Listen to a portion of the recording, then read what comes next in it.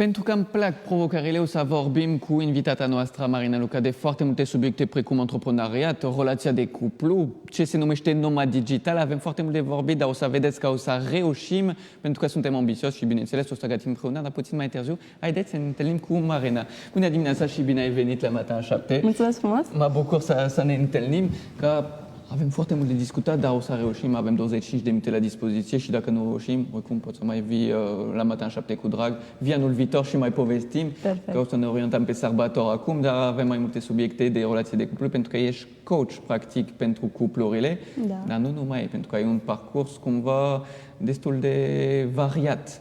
Cum ai ajuns să devii coach? Adică care a fost în mare linie parcursul tău? În mod special, din momentul în care eu am devenit antreprenor în 2015, alături de iubitul meu, ca și el la rândul lui este om de afaceri, am observat ușor că există o dinamică puțin mai specială față de alte dăți când nu aveam o afacere și aveam doar, să zicem, un proiect, un job sau alte lucruri pe lângă. Un job de corporatist, să zicem așa. Exact.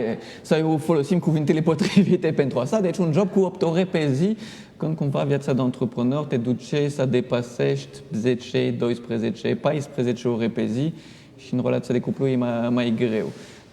Exact. Și de acolo a pornit cumva interesul meu pe zona asta de coach de relații și în mod special pentru cei care sunt antreprenori.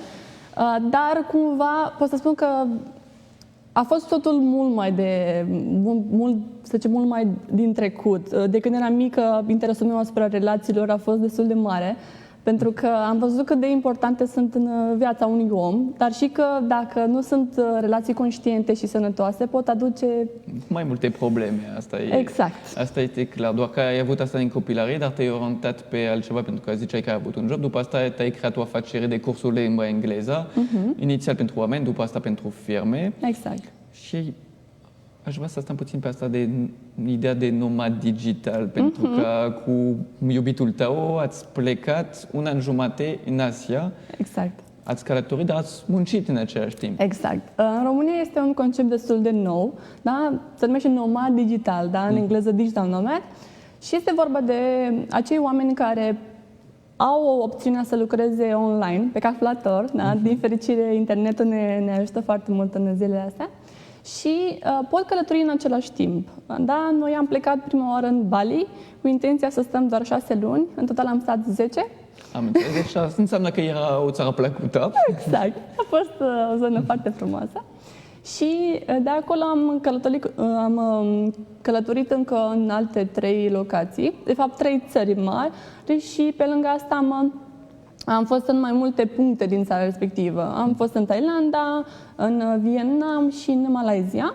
Bineînțeles, în timp ce lucram, da? Aveam o viață cât se poate de normală. Doar că era într-un alt cadru. Exact. Pentru că să înțelegem bine, nu e nimic complicat de fapt la asta, doar că se dezvolta din ce în ce mai mult în România, se poate numi și work from home, lucru de acasă, muncă de acasă. Și practic, dacă avem posibilitate, jobul nostru ne oferă posibilitate să lucrăm de acasă, practic casa noastră este unde vrem noi. Putem să stăm în România, putem să stăm unde locuim de obicei, să lucrăm în fiecare zi și să profităm să facem altceva, dar dacă ne plac călătorile, poți să te muți unde vrei tu în lume, doar dacă faci munca ta și te conectezi când trebuie și faci cele 8 ore de programul tău unde ești în momentul respectiv. Poți să fii în Bali, poți să fii în America, poți să fii unde vrei tu. Asta se numește nomad digital, pentru că lucrezi de unde vrei tu. Exact. Mai este un lucru pe care vreau să-l menționez. Nu neapărat trebuie să muncești 8 ore, poți să muncești 4 ore, dar să fii foarte focusat și productiv. Și după ai mai mult timp de vacanță. Depinde de jobul tău, dacă atingi obiectivul tău. Exact. Poți, dacă îl faci în 4 ore, foarte bine, și după asta faci altceva. Sunt lucruri de work from home în care trebuie să stai conectat, dacă trebuie să vorbești cu mai mulți clienți și ai trebuie. Dar oricum nu contează, pentru că poți să faci de unde vrei tu. Și ce ați câștigat de experiența asta?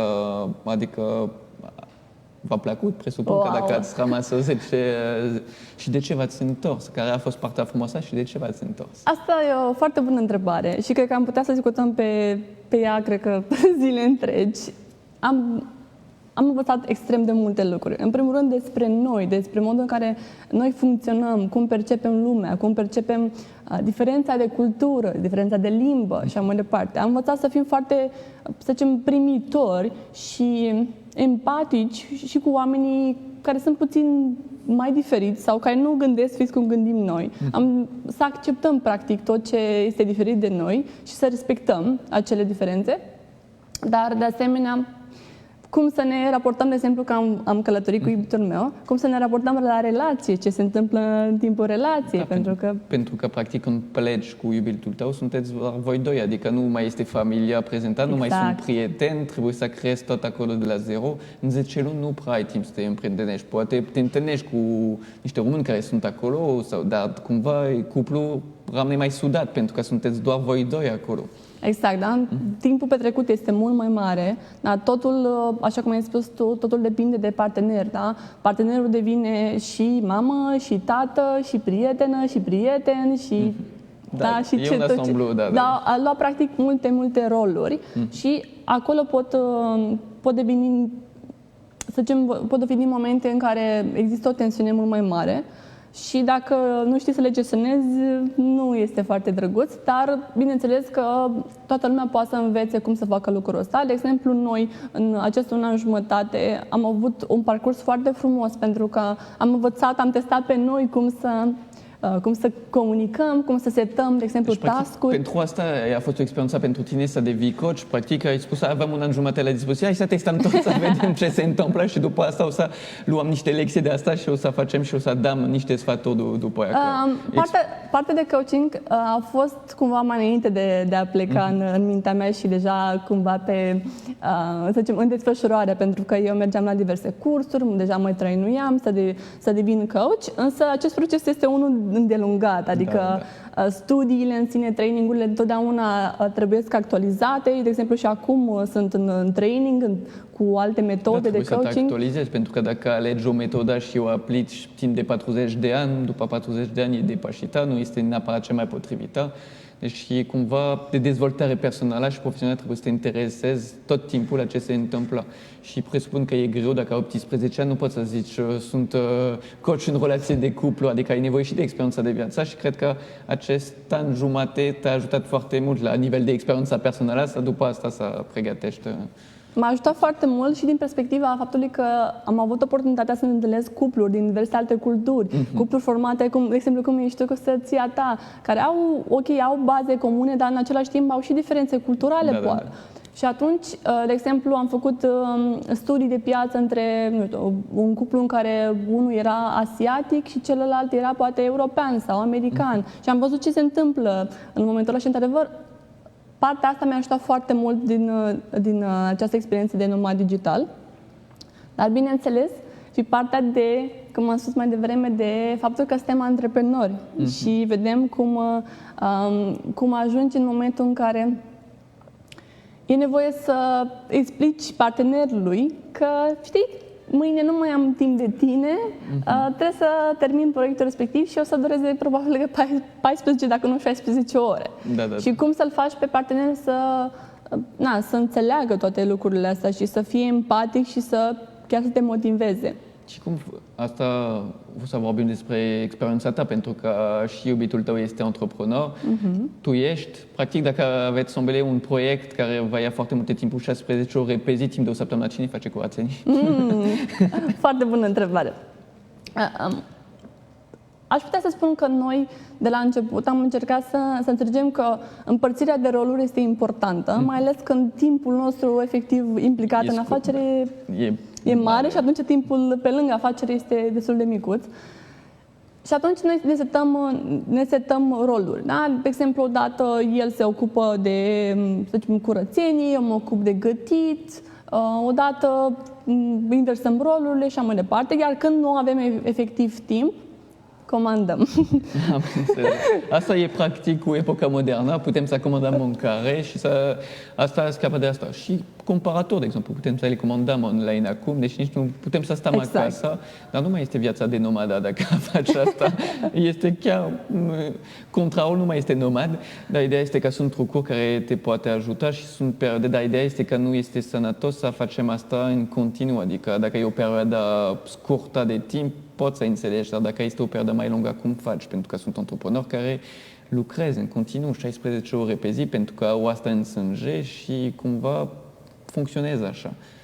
cum faci în relația de cuplu? Dacă... Aici, la fiecare cuplu în parte, e important să existe comunicare, da? Să existe o discuție calmă, o discuție în care amândoi își împărtășesc nevoile și eventual și care e perioada respectivă. Dacă să zicem că jumătate de an respectiv antreprenorul își dă seama că o să fie foarte ocupat și proiectul o să solicite foarte mult timp și energie, poate să, prin acea discuție, poate să explice partenerului tot ce înseamnă, tocmai pentru ca partenerul care nu e implicat în proiect să se simtă practic implicat măcar la nivel, să zicem, mental. Poate îi se cere părerea sau poate chiar ajutorul în anumite laturi ale proiectului.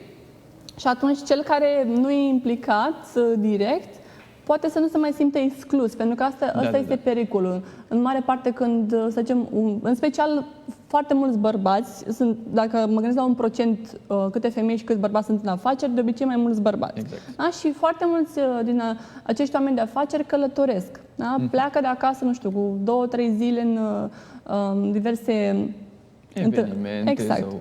Da? Și atunci, dacă ei comunică și el îi spune ei ce o să facă, pe unde merge, dacă păstrează o comunicare și la telefon, dacă o sună, poate să-i spune pe unde este și așa mai departe, lucrurile nu mai devin conflictuale.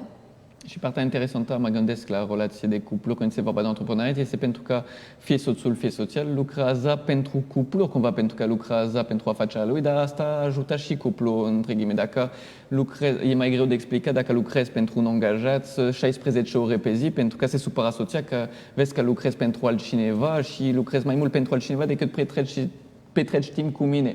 Dacă lucrezi pentru cuplul tău, cumva te ajută mai mult să înțeleagă partenerul, dacă este cumva și explica de la început, pentru că dacă se schimbă în mod radical și o zici de la început, dar o să vezi că o să stau tot timpul cu tine, o să avem timp liber și după 3 luni nu mai ai, e mai complicat. Exact. Asta e un lucru foarte important. Să nu credem, să nu presupunem că partenerul nostru înțelege că de fapt noi muncim pentru cuplu. Și atunci e important să specificăm asta, să specificăm faptul că noi lucrăm pentru afacerea noastră, dar și cuplul are niște beneficii. Da? E important să folosim cuvinte pentru asta. 2. Este o idee, ar fi ca fiecare cuplu să negocieze care este acel timp petrecut împreună. Da? De exemplu, eu și cu partenerul meu, acum, cred că vreo un an jumătate, am decis, văzând de că nu avem suficient timp să ne petrecem timp efectiv împreună, am decis să avem întâlniri săptămânale. Deci o ședință de lucru asta, ne bifăm asta și ne vedem la ședință, facem asta, un parteneriat, semnăm un contract între noi. Vorbesc foarte serios pentru că întotdeauna puneam alte sarcini în calendarul nostru, alte întâlniri erau importante. Da, în mod serios, dacă nu punctezi un moment precis, nu-l respecti pentru că mereu apar altceva și scuza-mă că de fapt nu pot asta pentru că apar ceva, nu, dacă este prevăzut și l-ai considerat ca ceva foarte important, o să-l respecti. Exact. Și atunci, prin acele întâlniri, noi practicam și respectul pe care le acordăm partenerului nostru. Da? Întotdeauna ne respectam acea întâlnire. Da? Pur și simplu o treceam în calendar și ziceam, nu știu, noi aveam marțea seara câte o oră și vinerea. Și într-o seară noi o numeam play night, în care noi făceam diverse lucruri amuzante sau care ne plăceau. De exemplu, hobby-uri, mergeam la biliard sau lucruri pe care cuplurile le plac să le facă împreună. Acum mă gândesc că sunt telespectatori care ne urmăresc și se gândesc o oră pe săptămână, dar ce fel de cuplu e asta? Un cuplu de oameni pasionați de ce fac și practic pentru că sunt oameni care vor să, după asta e o alegere de viață, sunt oameni care vor să călătoresc, sunt oameni care vor să petrecă cât mai mult timp în familie, sunt oameni care vor să aibă afaceri de succes, dar și relații frumoase. Deci asta dacă sunteți pe aceeași linie, merge, asta e ideea, că sunt cuplu, e clar că doar o dată pe săptămână nu ajunge, adică marți o oră, e prea puțin timp pentru unii, știi? Fabian, îți spun un lucru. Eu, de exemplu, cu partenerul meu, în momentul de față, noi lucrăm foarte mult timp de acasă. Deci, teoretic, noi stăm mult timp împreună. Practic, nu e chiar așa. Pentru că, de exemplu, dacă stau cu telefonul în mână și vorbesc cu tine, asta nu înseamnă, efectiv, timpul acordat, prezență. Da? Nu înseamnă o comunicare eficientă. Da? nu înseamnă. Și atunci, de exemplu, noi puneam în calendar acea oră, pentru că acea oră era doar pentru noi doi. Nu mai exista calculator, nu mai exista mail de la clienți, nu mai exista absolut nimic. Și stăteam, vorbeam, eram unul pentru celălalt și pur și simplu ne ofeream timpul ăla de calitate. Da? Pentru că, apropo de lucrurile importante pentru celălalt, timpul de calitate este unul dintre ele, pentru că în era telefonului, de multe ori... Sunt cupluri care sunt fizic împreună, dar se uit la serial în continuu sau stau pe telefon și cumva nu există această conexiune care este foarte importantă în cuplu. Deci ideea este, indiferent de dacă suntem muncitori sau nu, să avem timp împreună, să petrecem timp de calitate. Asta ar fi prima bază de relație de cuplu. Dar Marina, am vorbit mai devreme că o să abordăm un subiect pentru că se apropie sărbători și sunt foarte multe de discutat și apar niște mici tensiune în perioada asta când este vorba de relația de cuplu. Da. Și îți propun să păstrez acest subiect când o să fim în bucătărie, pentru că mai avem niște clătite americane de făcut, așa că luăm o pauză de 2 minute și ne revedem în bucătărie.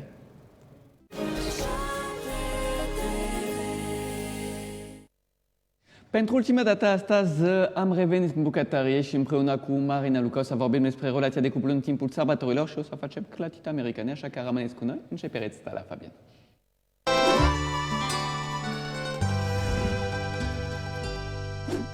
Vezi deja, Marina, niște clătite, deci arată bine și o să mai facem, să avem mai multe, să mâncăm bine după această emisiune. Ți explic repede rețeta și după asta vorbim despre subiectul nostru. Pentru că, ca antreprenor, presupun că nu ai timp să gătești, că ne-ai recunoscut că uneori faci comanda online, așa că o să-ți arăt o rețetă simplă pe care o poți face de dimineața, de exemplu, când te trezești, sau cu un suc de portocale merge minunat. Această rețetă de clătite americane este mai sănătoasă decât rețeta clasică, care poate conține și unt și zahăr multe. Aici, ca zahăr, o să folosim o lingură de miere, deci asta va fi tot ce este îndulcitor, dar, bineînțeles, o să folosim 2 galbenușuri de ou și, bineînțeles, am batut niște albușuri și o să punem 125 de grame de faină, 125 de grame de brânză de vacă proaspătă, 150 de grame de lapte, amestecăm tot, punem tigăie, asta e partea cea mai lungă, că cumva trebuie să așteptăm să se facă pe ambele părți, dar putem să discutăm în cuplu cu partenerul nostru și sau partenera noastră și să vorbim timp ce gătim. Pentru asta e plăcut să avem o bucătărie deschisă, să avem și timp de relația de cuplu. Deci eu amestec ingredientele și dacă poți să-mi dai niște sfaturi, pentru că, de exemplu, nu știu, în timpul sărbătorilor e greu, e o perioadă mai stresantă, trebuie să alegem cadurile pentru toată lumea, trebuie să mergem la familie, dar unde mergem, la cine mergem, adică perioada mai încărcată așa la nivel de relații de cuplu și apoi apar niște mici fricțiune în cuplu. Cum să trecem în mod frumos sărbătorile? Exact. O să încep cu faptul că, în mod special, alegerea între unde facem Crăciunul, la părinții mei sau la părinții lui, e foarte importantă și aici aș spune, prin simpla conversație cu partenerul nostru, să ne dăm seama ce e important pentru noi. Că, de exemplu, dacă noi avem părinții care locuiesc aproape, putem să împărțim acea sărbătoare și la mama și la mama ta. La prânz mergem la prima familie, la cina la a doua familie. Exact. Sau împărțirea pe zile. De exemplu, 24-25 la o familie, 26-27 la cealaltă familie. Sau pur și simplu, poate, dacă chiar nu au opțiunea asta, cuplul să organizeze ei o masă festivă și să-și cheme părinții acasă. Da? Asta este varianta dacă părinții nu au prea multe copii, că dacă fiecare copil face asta, dar putem să ne organizăm. Deci ideea este, cred că, negociere puțin, adică dacă discutăm asta este important. Uite că, de exemplu, cu soția mea, problema se pune că familia mea, fiind din Franța și familia ei din România, trebuie să alegem unde mergem, că nu putem să fim peste tot în aceeași zi și trebuie să facem o alegere. Perfect. O altă opțiune este ca o sărbătoare să fie, de exemplu, anul ăsta să fie la părinții ei, de exemplu, și la anul la părinții tăi. Adică un alt an alternat. Sau, de exemplu, noi mai avem și Paștele, care e important. Putem, de exemplu, anul ăsta Paștele să fie făcut la părinții ei și Crăciunul la părinții lui, deci, în funcție de săptămâna viitoare invers. Da? Tot așa. Un alt lucru pe care tu l-ai menționat și e foarte important, partea cu cadouri. În momentul de față, noi încercăm să căutăm cel mai bun cadou pentru persoana iubită, dar și pentru ceilalți din familie și prieteni. Și ideea că trebuie să-i cumpărăm cel mai frumos cadou partenerului nostru este puțin, zicem, sensibilă, pentru că este posibil ca cadoul să nu fie neapărat în gust. topul listei Da. partenerului nostru, pentru că e posibil, probabil că ai auzit vreodată, că noi, în mod special oamenii, avem sau percepem iubirea în 5 limbaje, să numim. Da. Există chiar și o Limbaje. carte, da? 5 limbaje ale iubirii. Și una, de exemplu, este serviciile. Adică fix ceea ce faci tu, de exemplu, acum, că tu faci niște clătite, dacă le faci soției tale și limbajul ei de iubire este atunci când tu ajuți cu ceva prin casă sau să ai grijă de mașină și așa mai departe, ea se poate simți mai mult iubită când o ajuți acasă decât neapărat când îi dai un cadou. Da. Unul la mână, doi la mână. De exemplu, sunt persoane care se simt iubite când partenerul petrece timp cu ele. De exemplu, eu. Da? Eu iubesc foarte mult ca iubitul meu să stea, să zicem, 10 minute cu mine acolo, prezent, fără telefon și fără alte, alte activități. Distracții, da.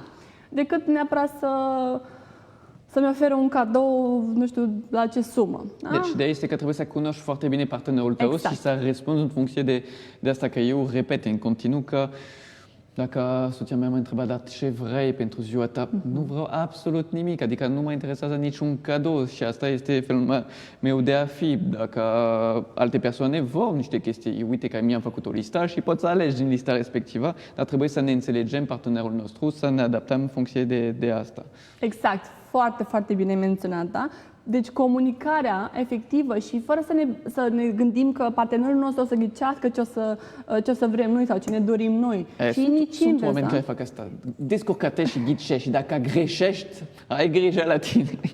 Da, tocmai asta e partea frumoasă. În momentul în care eu îi menționez partenerul meu ce anume îmi doresc și el îi menționează, e mult mai ușor pentru că așa așteptările pe care eu mi le-am făcut se vor întâlni cu ce o să-mi ofere el și invers. Deci trebuie să cumva să facem ca copii, pentru că copiii fac o listă de cadouri pentru Moș Crăciun. Deci cumva ca adulți putem să zicem, să nu lăsăm pe celălalt să ghicească și după asta să fim dezamăgiți, să fii partenerul dezamăgit pentru că a greșit sau că n-a ghicit suficient de bine. Putem să ne exprimăm dorințele. Uite că anul ăsta aș vrea să primesc ca cadou. Exact, iar o să mai spun că unii oameni zic că a face o listă e plictisitor și nu e romantic. Și atunci eu le recomand să facă o listă puțin mai măricică, să zicem 3, 4, 5 lucruri, iar de acolo partenerul să aleagă. Deci, practic, o să existe o surpriză în acele 5, ales în asta, din deci, alea 5 lucruri. Da? Sau o chestie mai, nu știu, mai generale, vreo îmbrăcăminte sau vreo ceva de frumusețe sau mai departe. Și după asta să se descurcă el sau ea în funcție de ce ne-am dorit. Dar cumva să avem o zonă în care știm că trebuie să mergem. Dar ca cu femeie e mai greu cu îmbrăcăminte și chestii de frumusețe, într-adevăr.